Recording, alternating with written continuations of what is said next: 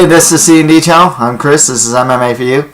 I'm going to be doing my post-fight analysis for UFC on Fox 10. Overall, I thought the card was definitely a mixed bag. I mean, some of the fights weren't that great. I don't mind fights going to decision, but some of the fights just weren't that fun to watch. So there's some nice knockouts and TKOs, from Cruikshank. Of course, Donald Cerrone, nice fight with Caceres and Pettis. As far as bonuses go, Donald Cerrone got knocked out of the night. Alex Caceres got submission of the night. And Caceres, man, please don't be caught for weed because you also got you and Pettis got fight of the night. As long as you test clean, you're getting $100,000, my man. So, I didn't even pick him to win or anything, but he's been doing really well. As far as my picks go, not too bad. 7 out of 11. I missed a Krylov fight, Sullivan fight, Caceres fight, and a Stevens fight. A couple notes. Obviously, Benson Henderson. The biggest talking point of this actually is Benson Henderson getting yet another controversial split decision.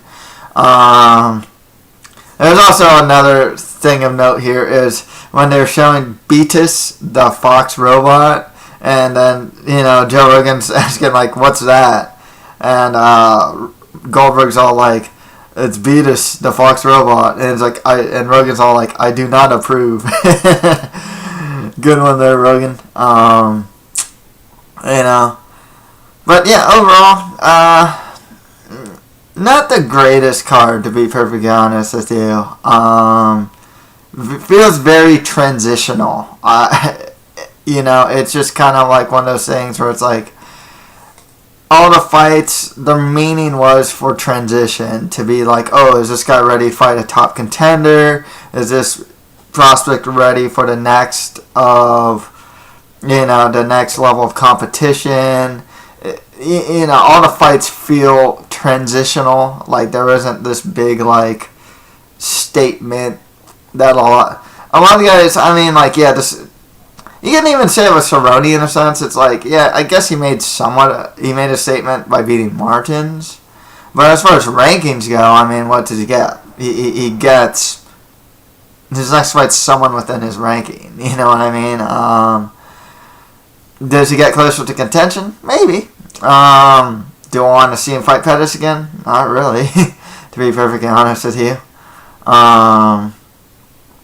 So yeah, even with this card, it's next week is the Faber Burrell, Lamas, Aldo, Overeem, Mir card. So it's very transitional in that sense to fill in that the fighting fix in a sense. I can't say I was terribly impressed with this card, to be perfectly honest with you. I don't think it was that bad, but it wasn't that great either. Yeah, let's get started though. Benson Henderson beat Josh Thompson by split decision. One judge gave Thompson 48-47 and for Thompson, and then Henderson, he got a 48-47 and 49-46. A lot of people are finding the 49-46 scorecard to be indefensible. That would indicate that Thompson only got round 1, and that's pretty unanimous that Thompson got round 1. But then Benson Henderson got rounds 2, 3, 4, and 5.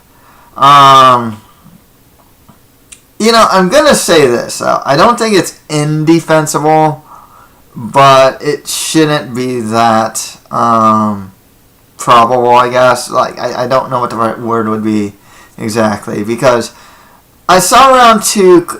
The problem is I found all the rounds close. So yeah, I guess you can give round 2, 3, 4, and 5 to Benson Henderson in the sense that they're all close rounds and could have gone either way. I personally did have it 48-47 for Benson Henderson. There are a lot of times when Josh Thompson would get a takedown or something like that and wouldn't really do much with it. I know in Bloody Elbow there's it was Kid Nate, I think, he was talking about how Benson Henderson was point fighting and he found Josh Thompson's control having more weight than Benson Henderson's point fighting. I'd argue that despite point fighting, he's still doing damage. I mean, the fact of the matter is, and I spar too, you know, I do jiu-jitsu, I do boxing and Muay Thai.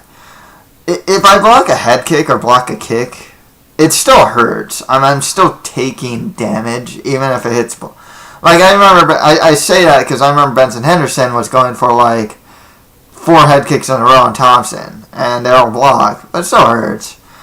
He went to go for that lunging body punch, you know, and then he'd just clinch. I wish he'd continue his assault with more offense.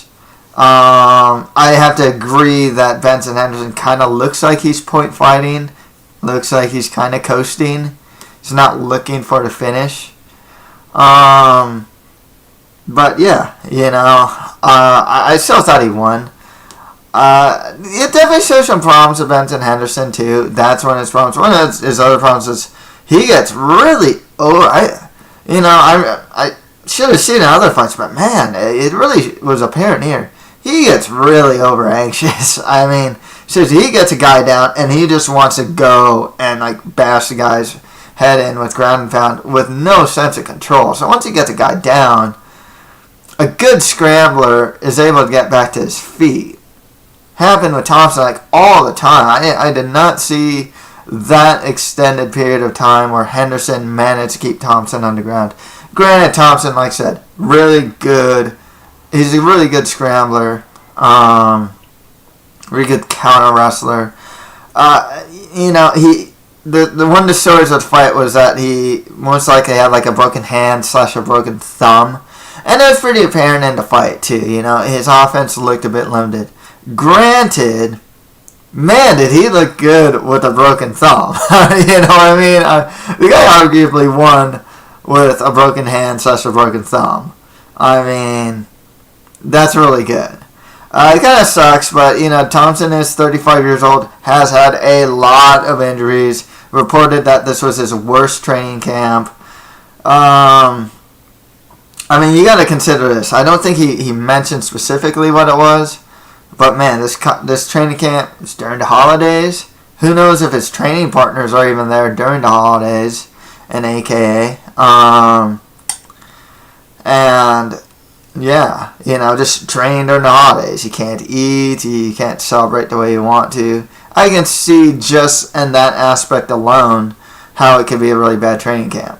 And there are reports that Thompson has been saying that he's definitely considering retirement at this point. I really hope not. Honestly, he's still got it. I mean, if this fight showed anything, it showed that he's still got it. I mean, he's a really good wrestler. Man, his back-taking skills are second to none as well. I mean, I remember that against Gilbert Melendez in their third fight. He take his back a lot of times.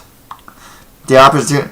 It's usually off the scramble, too. He's really good at that. Like, off the scramble, taking guys back, and getting the body triangle to really hold the position.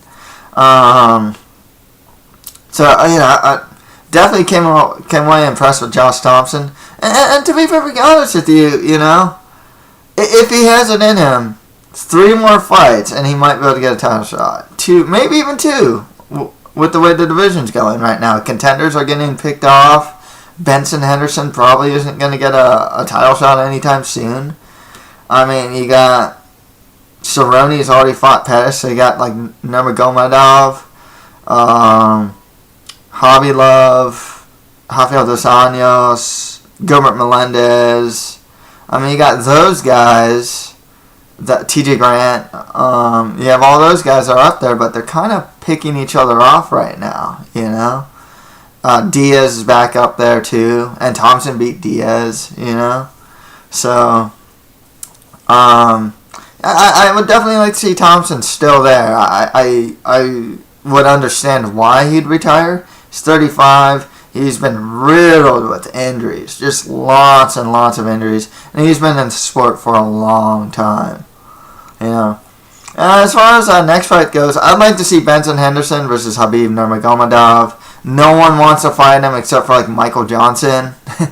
And Johnson's going to fight Ross Pearson anyways. And Nurmagomedov, he's wanted someone in the upper tier of lightweight. If not, I mean, I named a lot of guys I'd love to see Henderson fight. Henderson versus TJ Grant, when TJ Grant comes back, would be cool. Henderson versus the winner of Dos Anjos versus Rustam Khabilov would be cool too. So there's a lot of fights there. With Thompson, the loser of... Heck, you do Thompson Grant. That'd be cool. The loser of Khabilov versus Dos Anjos would be cool too.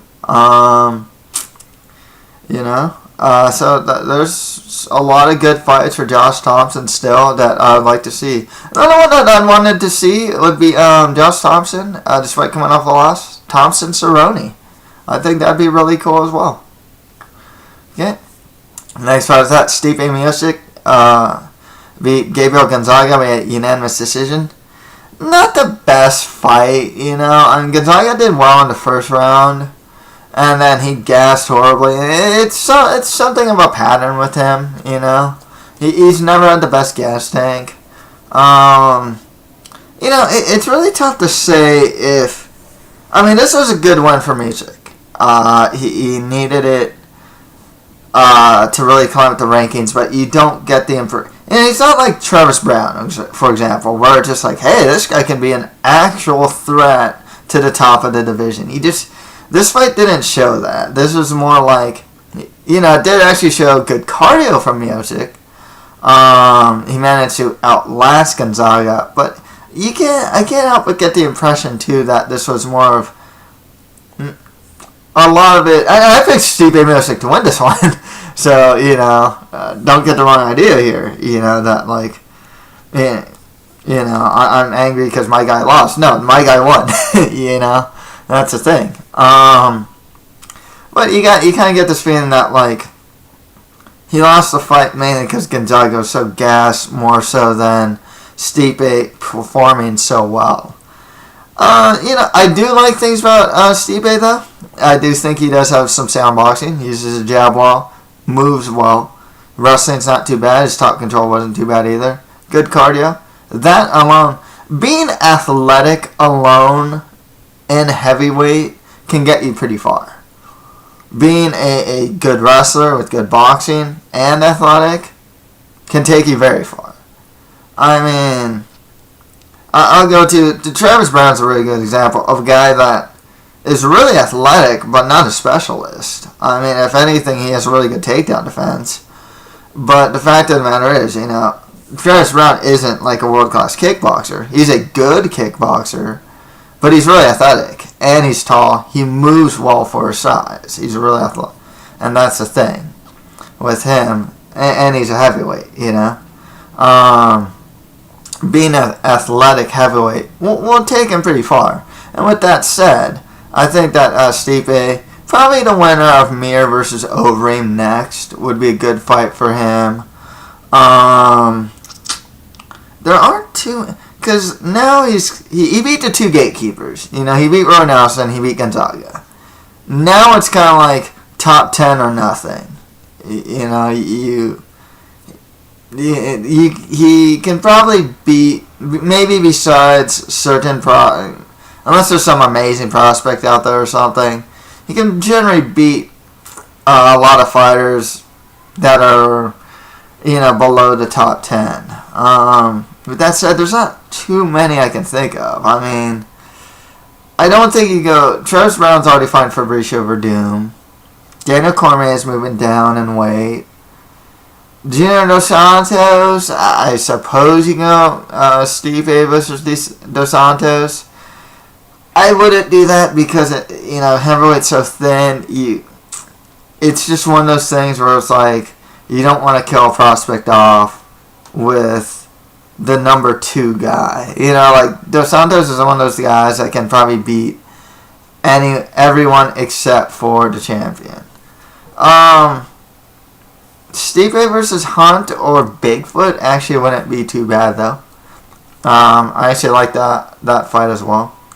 I think it'd make a lot of sense to the winner of Mir versus Overeem versus Stipe would be the best bet. And Zaya, back to gatekeepering, man. if they want to give him another top guy, they can. But he is like the perfect gatekeeper. He'll beat your prospects like your Sean Jordans, your Dave Hermans, lose to your Stipe Miocics, lose to your Travis Browns. Perfect role for Gonzaga. Beats your Ben Rothwells. Want to give him another fight? Give him like Brandon Vera or something like that. Just someone like that, I guess. And next fight after that, Donald Cerrone beat Adriano Martins by head kick in the first round. I gotta say, Martins was doing well. I mean, he was tagging him, clean in the face a lot, even when he got to the ground and almost mounted. I mean, he managed to scramble really well out of it. So yeah, I thought Martins did well up until the head kick. But that also shows some defensive flaws in Martins as well. I mean, his hands down, he's pretty erect, doesn't move much, and he kind of just stays in the pocket a lot.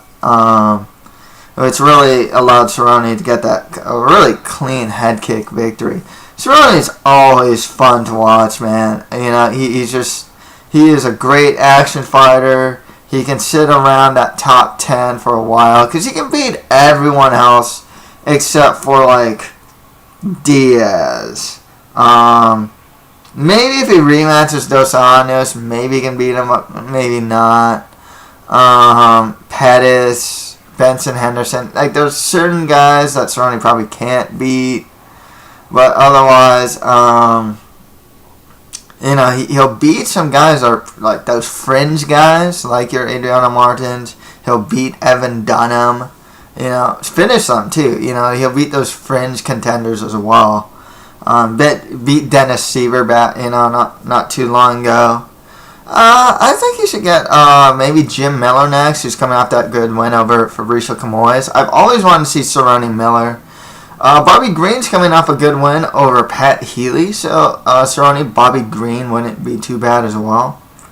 Could also go Cerrone versus Melendez. I think that'd be a cool fight. Cerrone and Nurmagomedov wouldn't be too bad. I'd kind of favor Nurmagomedov due to his wrestling, but it still wouldn't be too bad because the thing with Cerrone is he fights anyone. I mean, it's reported that he wants to fight like 6 times a year in 2014. I mean, the guy's schedule's insane. I hear he burns through money like super quick. With Martins, just more like mid to lower tier guys. Oh, another guy that Cerrone can fight, I forgot. Edson Barboza would be another good fight for Cerrone as well. But yeah, with Martins, just lower to mid tier guys, give him your like a Joe Lozon. I forgot who T-Bow's fighting. He's fighting a pretty tough guy actually, because Martins is a pretty tough guy. Piotr Hallman, Masran Duba, who else? Just a lot of lower mid-tier guys. I can just name a whole bunch. Yeah, next fight after that, Jeremy Stevens beat Darren Elkins by unanimous decision. Man, I gotta say, I haven't picked Jeremy Stevens to win a fight in a while, and all of his featherweight fights, I have picked him to lose. He has proved me wrong, and proved me wrong badly. That's the thing. He tends to win unanimously, pretty one-sidedly. Really, this guy's really hitting his stride. I think he's only, 27, maybe 28. Good takedown defense from Stevens here. His striking, the thing with his striking though, he still gets really sloppy, especially late in the rounds. I think someone's going to expose that. I mean, Eve Edwards managed to expose that. I mean, he loops bad and tries to really finish his opponent. But he's doing really well. His style's really working for him at featherweight. His move to Alliance seems to have paid a lot of dividends as well. With Elkins, the guy's not a striker. He just does not have it. He is a grinder, and that's what he's good at. One thing about him, his footwork is really awkward. When he gets hit, he reacts in a very funny way and gets really off balance because he's already off balance to begin with. So, I mean, he was like a fringe top 10 to 15 guy.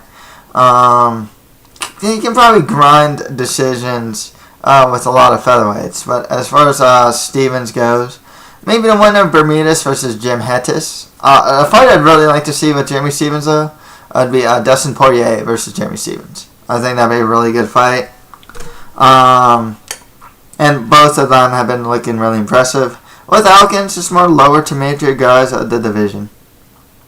Okay, on to the prelims. Alex Caceres beat Sergio Pettis by rear naked choke in the third round. I liked what I saw from Pettis here. The kid's only 20 years old. I picked him to win, but he lost. But he really showed his inexperience here, especially trying to grapple with Caceres. Caceres has made some great strides, in his grappling. And this is a guy that actually most of his losses are by submission. Now he's a guy that you don't want him taking your back. You don't want to really scramble with the guy, He's that guy. He's getting really good on the ground. His stand-up defensively still needs some work. It works for him. I don't think he'll become a technician, he just doesn't have that, he's kind of wild in the stand-up. He did get hit clean a couple of times by Pettis, head kicks and whatnot, some crosses as well. But yeah, Pettis showed some really big inexperience though in this fight. Really slowed down the Pettis hype train. Some people are calling for Pettis to cut down to flyweight. Wouldn't be the worst choice, but if he stays at bantamweight, which wouldn't be too bad, just more lower to mid-tier guys of the division. You can give him like Nam Fan if you want to, or Yves Jaboin, or Jaboin, or Jabois, or I don't know how Goldberg pronounces it. With Caceres, he's supposed to fight Mitch Gagnon next. I actually like that fight. You can also fight a guy like a Brian Caraway. That wouldn't be too bad either. Who else can he fight at 135? Maybe Hugo Viana, but I think he's a little past Hugo Viana. Chico Camus actually wouldn't be too bad against Caceres as well. Camus is coming off some wins as well. Good one for Caceres, and man, coming from the Ultimate Fighter, I did not think much about this guy. He was losing too. He was on something of a losing streak. Losing to Hettis. I think he lost to Semizer as well. But man, he really turned it around. He's definitely a prospect. Took a lot to look out for. And despite the loss, I think Pettis definitely a prospect to look out for in the future. Okay, next fight after that, Eddie Wineland beat Yves Jabois,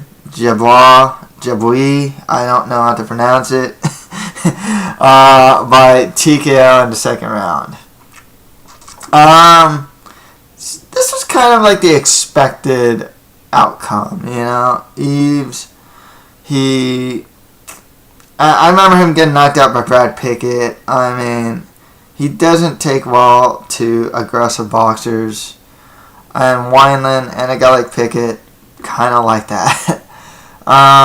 Nice kicks from Jabois. I don't know. I'll stop with that joke now. But yeah, good kicks. Wineland took some head kicks like a champ. He's always had a really good chin. Good takedown defense. Showed some really good ground and pound at the very end there. As far as Yves Jabois goes, just more lower to mid-tier guys at the division. With Wineland, though, he needs to fight people high up there. You can go like Takeo Mizugaki. I'd like to see Wineland versus Dillashaw, or Wineland versus the winner of Francisco Rivera versus Rafael Sancho next. Next fight, I thought Chico Camus beat Yeltsin Meza by unanimous decision. The story of this fight really would be like Camus's ground game and how superior it was. He'd get mount, he'd get back mount and whatnot. And Meza, his strength is on the ground, but Chico Camus beating him there. There's not much I can say about these guys because I'm not like overtly impressed with these guys. I guess they're prospects in a sense. And Camus is actually, he picked up, he's been picking up some wins. I don't know if he beat Kyung Ho Kang. He lost to Dustin Kimura, though, as well. He got his rear naked choke. But he's been improving. I think he's not with Rubisport anymore. I don't know if that's a good move or bad move. We'll see. But for both of these guys, just more lower to mid-tier guys at the division. Yeah. Next one, I thought Hugo Viana beat Ramiro Jr. Hernandez by unanimous decision. I like Hugo Viana, but I gotta say, the guy has like 3 moves. He has an over and right, a left hook, and like a leg kick, and that's like his offense right there.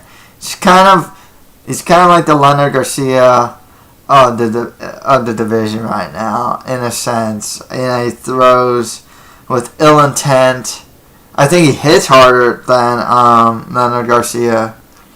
I think he has a lot more potential than Leonard Garcia has as well. But as of right now, yeah, that's the thing with Viana. He has a really spread out stance. Goes for a lot of overhand right, left hook combos. Throw the occasional leg kick. I'd like to see more out of him. I think there is potential for more, but we'll see. With Junior Hernandez, 2 losses in a row, and he looked relatively unimpressive in both outings. I think he should be cut, to be honest with you. The UFC has not been cutting fighters as of late. He doesn't do anything for the division. He's not a gatekeeper. He's not an action fighter or anything like that.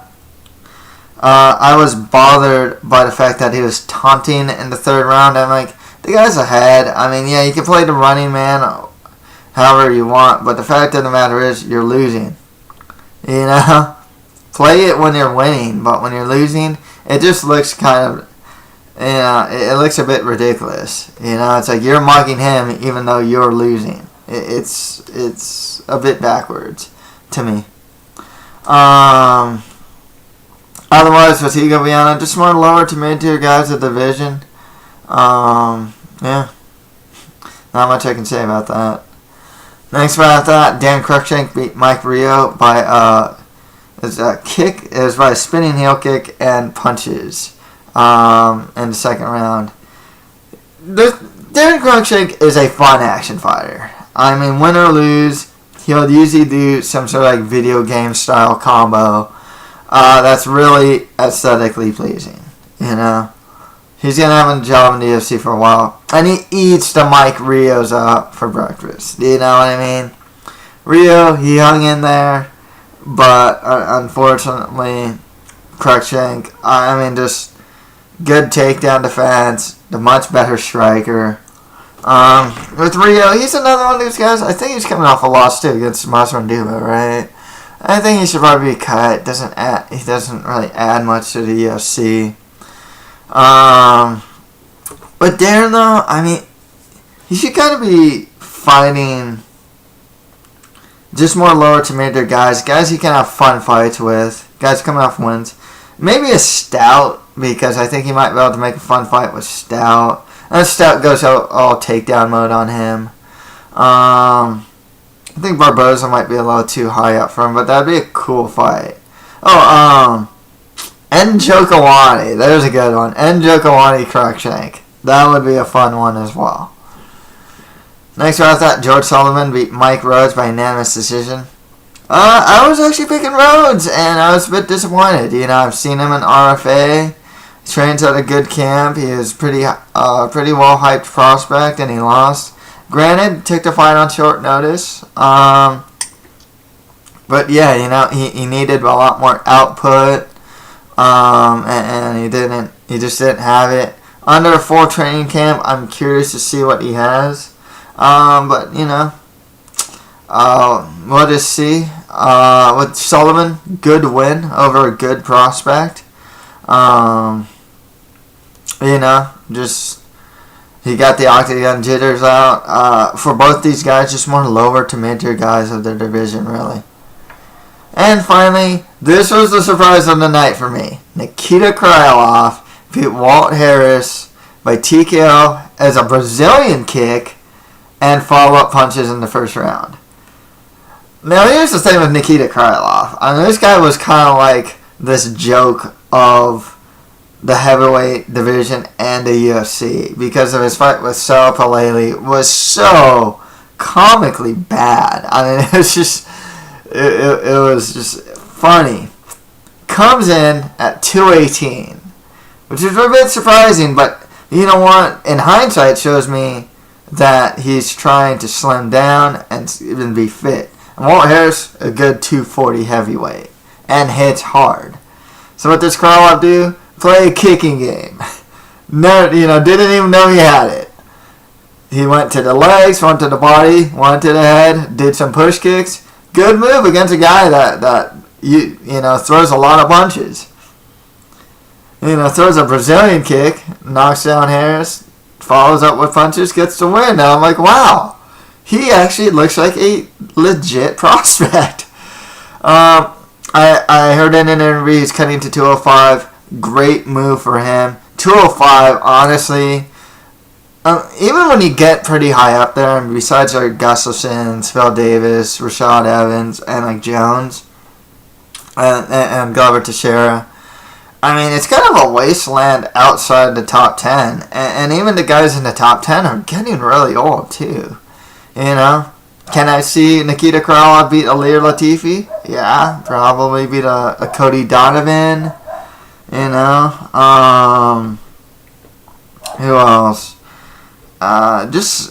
Maybe even an Igor Prokrayak, the guy's only 21 years old. He's the youngest fighter in heavyweight. He'd be the youngest fighter in light heavyweight. I mentioned this before in another, in a Q&A, I think. But, the thing with light heavyweight, too, is there's hardly any fighters I don't know if there are any fighters in their early 20s, except for, John Jones. So they don't have many young fighters. I think the average age in light heavyweight are fighters in their 30s. So he'd be, the youngest fighter there. And once again, he needs to get with a better camp. But yeah, I was extremely impressed with Nikita Krylov. I thought he'd be forever the joke of the UFC. Now it's like, hey, he might turn out to be something, Would he be a top 10 guy? I don't know. Could he stay in the UFC? Yeah, he went from a guy that I thought should have been cut after the Palele fight to a guy that probably has some staying power in the UFC now, So yeah, that's pretty much it for my post-fight analysis for UFC on Fox 10. If you have any comments, just leave them below. And that's it for MMA for you. Thank you guys very much.